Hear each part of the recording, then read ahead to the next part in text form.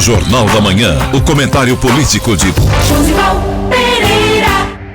Bom dia, Josival. Bom dia, Daniel. Bom dia a todos que escutam o Jornal da Manhã. Boa semana para todos. Boa semana para todos nós. Passou o São João, o ano começa para valer agora no Nordeste. Passou São João, São Pedro. Eu acho que ainda tem uns rescaldos indo das fogueiras de São Pedro na política. Eu vendo as imagens no sábado mesmo, a noite de São Pedro foi na sexta-feira, a noite de São Pedro, sábado no dia, e olhando as imagens de direito de Campina Grande, sobretudo, foi o dia que Cássio resolveu ir, né? Pegou Bruno pelo braço, os dois andaram, se exibiram, foram ostensivos no São Pedro todo, foto, e mais do que isso, nas redes sociais. Cássio não a quantidade de fotos que Cássio colocou, elogiando vídeos, obras, né? Fez um videozinho, inclusive, muito elaborado para botar nas redes sociais dele, no Instagram, sobretudo no Instagram. E eu fiquei me perguntando se aquilo tinha um significado político, né? Qual o rescaldo político daquilo? E acho que Cássio aproveitou para dar um recado, para fazer uma manifestação. O recado é que ele vai estar com o Bruno, vai ficar com o Bruno, com o prefeito Bruno. Ou seja, se houver divisão no grupo, se Romero for para um lado e Bruno for para o outro, ele fica realmente com a família original que tem Cunha Lima. Não é que Rodrigues não esteja no nome dele. O nome de Cássio é Cássio Rodrigues da Cunha Lima. O Rodrigues vem da mãe, que é parenta, que é Romero, de quem Romero é parente, né? Tem um parentesco com Romero, mas não é um parentesco assim também tão próximo, não, mas o Romero é da família de Dona Glória Cunha Lima. Cássio deu um recado, do meu entendimento ali foi uma manifestação com natureza muito claramente política. Ele fica com Bruno. Vamos chegar agora em João Pessoa. Essa entrevista com o ex-governador Ricardo Coutinho deu uma série de posicionamentos e várias questões que estavam abertas, né? Muita gente buscando entender. O que é que você achou das declarações do ex-governador? Eu acho que Ricardo faz política. Dessa entrevista ele voltou a fazer política, que está 2 anos já fazendo. Ricardo vai voltar para a política. Não é voltar para a política, porque Ricardo nunca saiu da política, nunca deixou de fazer política.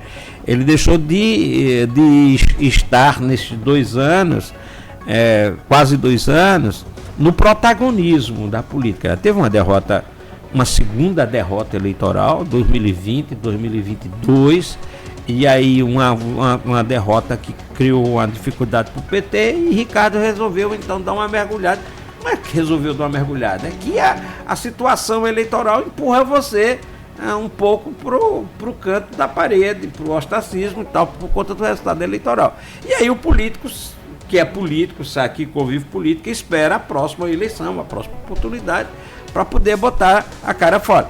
E Ricardo escolheu uma forma de ser protagonista das eleições, tá? Ele não vai disputar as eleições, mas ele vai ser protagonista dessas eleições. Ele escolheu essa forma. Então a entrevista quase toda, no meu entendimento, eu acompanhei, mas dá a entender que ele vem, ele está em Brasília, mas vem para cá, ele deixou claro isso.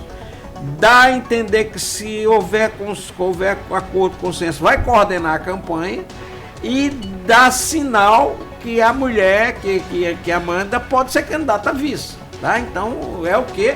É Ricardo sendo protagonista das eleições, assumir, claro que essa é uma eleição também de Cartaz, de Luciano Cartaz. Luciano Cartaz quer essa eleição, tá querendo fazer o debate com Cícero, enfim, tentando ver se Ricardo está dizendo que a polarização avaliando que a polarização vai ser Cartaz para Cícero, está avaliando que vai ser isso, mas é assim, se você for ver, se você acompanhar, você vai ver que as teses que Ricardo defende foram as teses que foram vitoriosas, as teses que foram adotadas pela Executiva Nacional do partido.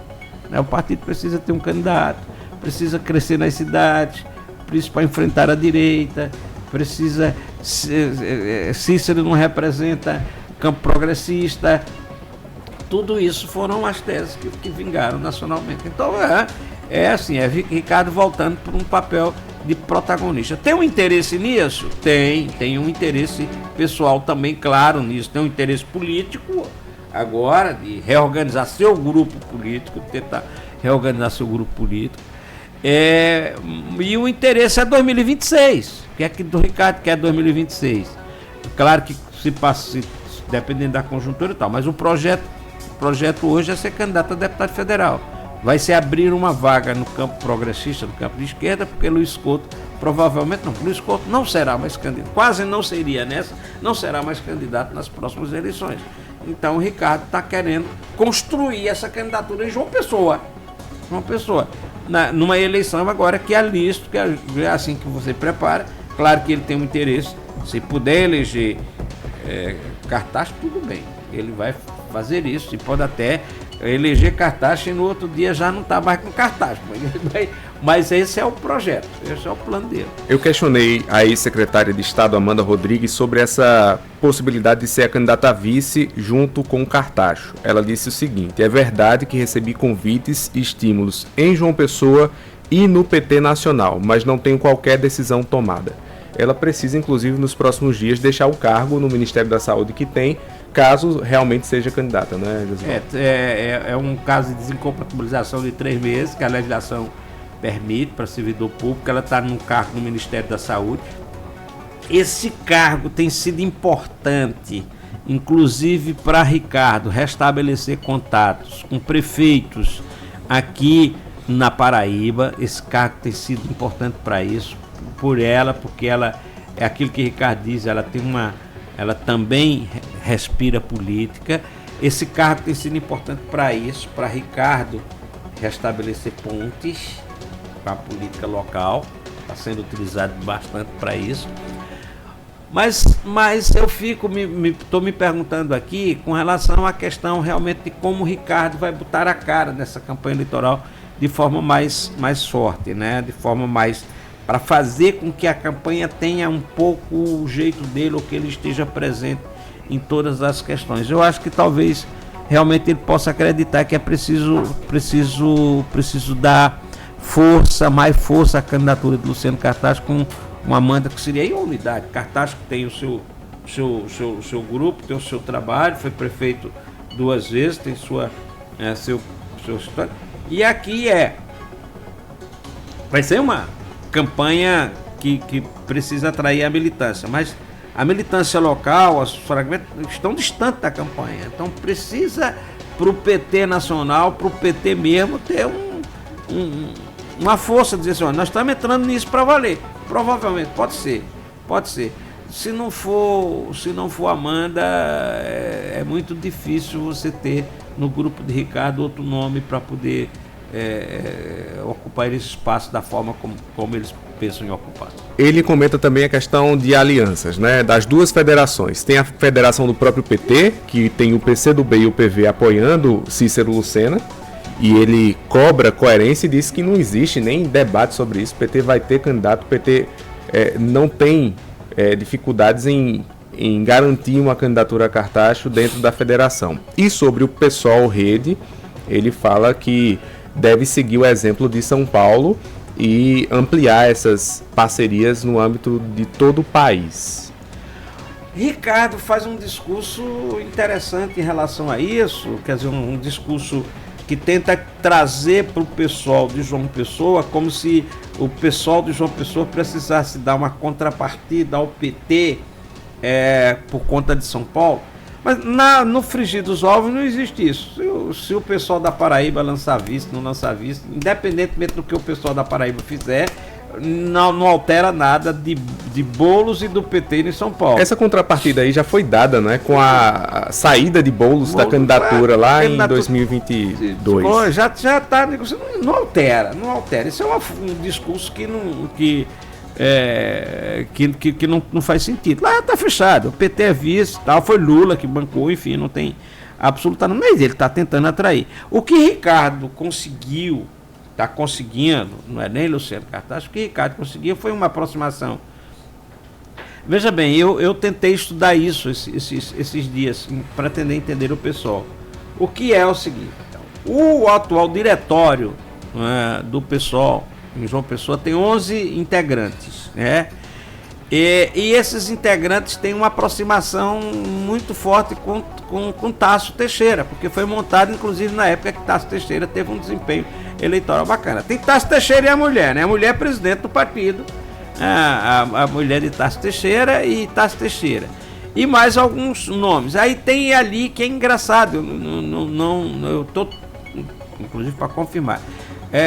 Lúcio Flávio, que foi secretário, chefe de gabinete de Ricardo, que rompeu com o Ricardo, que foi para o PSOL, ele está lá e defende também a tese da aproximação. É secretário, é um dos diretorianos do PSOL. Então, haveria no diretório do PSOL uma tendência de aprovar essa história toda, sobretudo em função do projeto de Tasso Teixeira de querer virar vereador. O grupo acha que participando da campanha majoritária mais fortemente, nos movimentos, enfim, Tasso Teixeira pode crescer no PSOL. Ocorre que a militância do PSOL, como no Partido dos Trabalhadores, a militância do PSOL, outros grupos do PSOL, essa militância não quer essa aproximação, porque acha que o partido já fez as campanhas separadamente e não gosta dessa... não confia em Cartaz como representante das ideias mais à esquerda.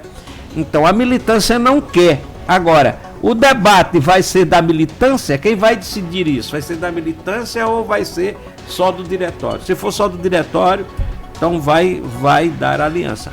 Com relação à questão da federação, Gregória Benário, ela está fazendo, nos últimos dias, eu estava ouvindo uma tese que era o seguinte: olha, para as eleições municipais, eu não sei se nacionalmente eles estão colocando isso, para as eleições municipais, não deveria valer a imposição da federação, mas a decisão de cada diretório em cada local. Não sei o que é que vai acontecer.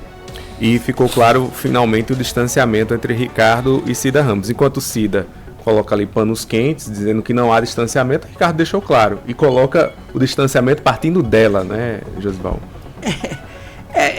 Essa história é uma história muito mal explicada ainda, né? Porque aqui Cida foi uma das principais auxiliares de Ricardo. Ricardo puxou o PCdoB para ele durante muito tempo por conta de Cida. Cida foi secretária, foi candidata dele em 2016, candidata dele aqui em 2016. Depois secretária, depois deputada estadual mais votada. Ele mesmo diz na entrevista aí que votei em Cida. Sim. Ele diz que votou em Cida. Então até uma coisa mal explicada.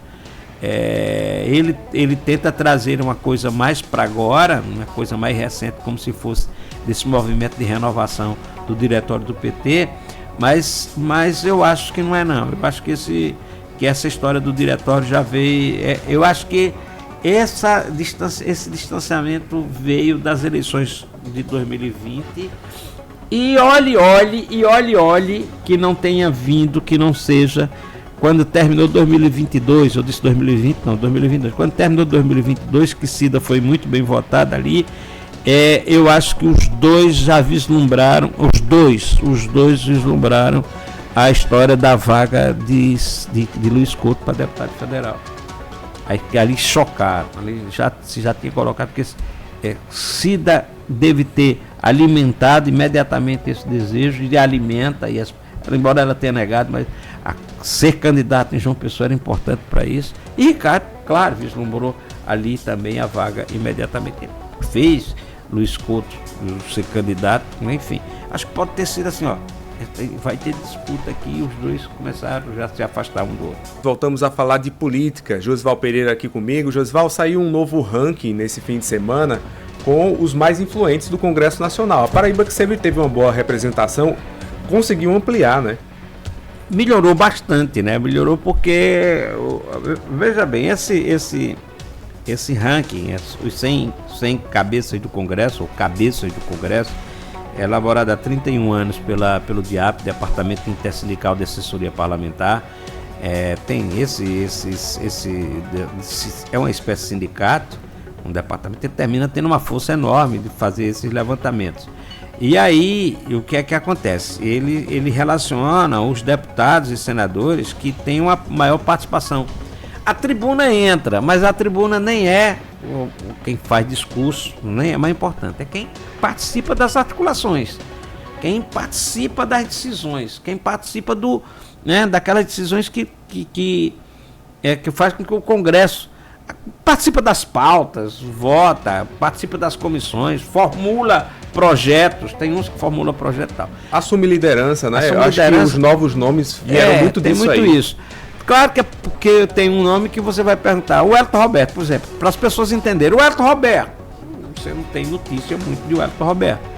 Mas nos bastidores, o Wellington Roberto tem uma participação muito forte na hora das decisões. E continua, havia uma tendência de queda em relação a isso, devido à derrota de Bolsonaro, né? Mas foi mais ele influente. continua no PL, nos grupos do PL, ele é muito antigo, ele continua com uma força enorme no sentido de vamos por aqui e o grupo vai, de decisão sobre isso.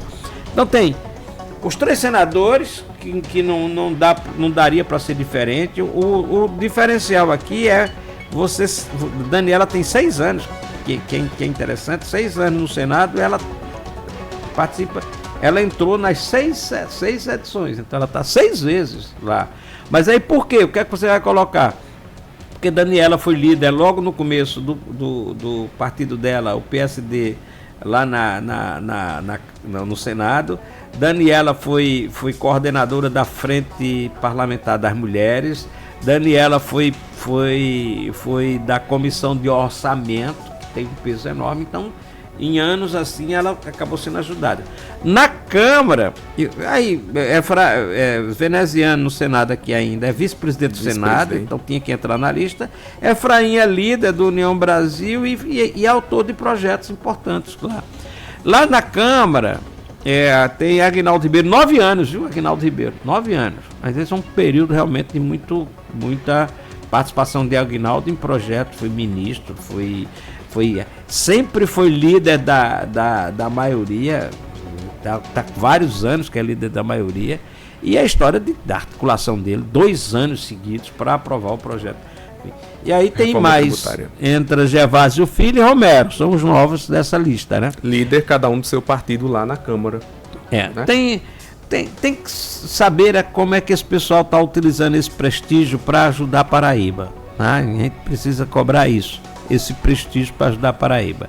A outra questão é que, aí uma questão mais, um debate que a gente poderia fazer ou não fazer, porque é que bancadas nordestinas ou políticos nordestinos estão tanto na liderança. Começa com Arthur Lira, né, com essa força toda na Câmara. Por que é que está acontecendo isso no Congresso? Houve baixou o nível do Congresso, e aí eu acho que quem tem um pouquinho mais de tempo no Congresso acabou se aproveitando dessas oportunidades. Josival, obrigado, até amanhã. Até amanhã, bom dia a todos.